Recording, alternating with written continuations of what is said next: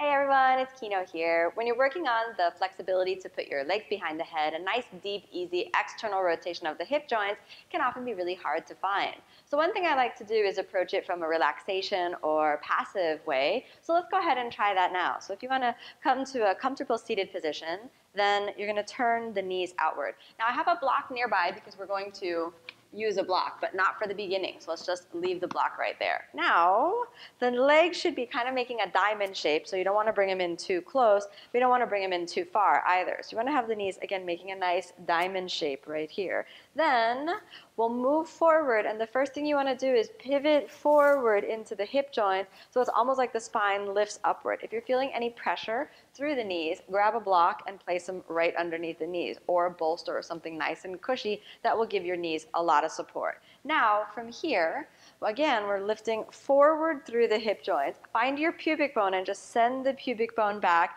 If you cannot go any further than this, take that block and place it right onto your feet, or if you need to, all the way up, and just rest nice and easy from here. But eventually you do want to lean forward even more. So see if you can just let your spine gently release, relax, forward, forward, forward, forward.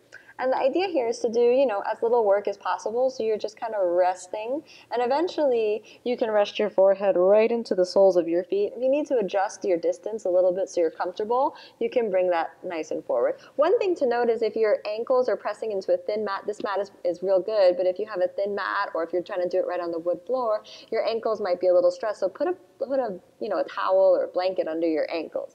Then, if possible, stretch your spine all the way forward. Rest nice and easy. After maybe 10 or say 50 breaths here, relaxing, don't do any work with your leg, don't do any work with anywhere in the body except maybe relaxing. Then you can come up onto your elbows like this, and then gently open your feet a little bit, and here's where we're going to use the block. First, place the block in between your feet, and this will help just make sure that the hips are nice and wide and they're really moving outward. And then do it again, lean forward. So this is increasing the external rotation of the hip joints, all right?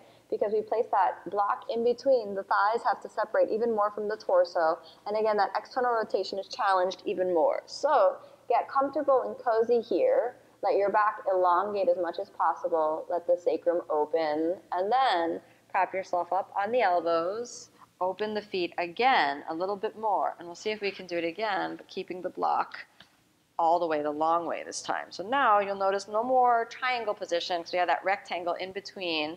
Then we reach forward, forward, forward, and you want to imagine now that your instep of the foot or your heel is right in the armpit. So that's what we're going for, placing a nice long body in between that deep external rotation of the hip joints. All you have to do is think, allow your thighs to roll back and down. So the thighs are really rolling back and down, and you're elongating all the way forward.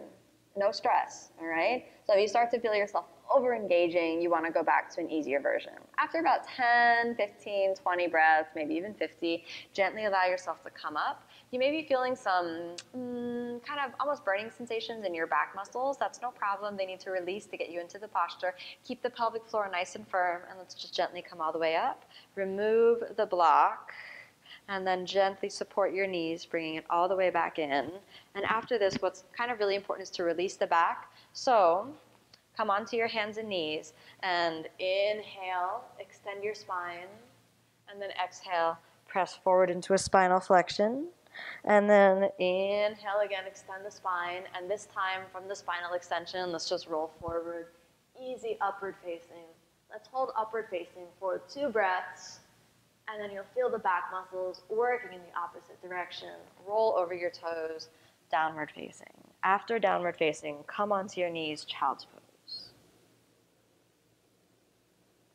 After a few breaths in child's pose, then your spine should feel good again, right? So we want all of the passive stretches to feel good. Make sure you give yourself a chance to let whatever's worked in the body just really run all the way through. You don't want to pop up from that and, go for a jog or anything like that. Let the body really just integrate, and your mind should be meditative and calm through the whole movement. So I hope that helps open your hips. Thanks so much for watching.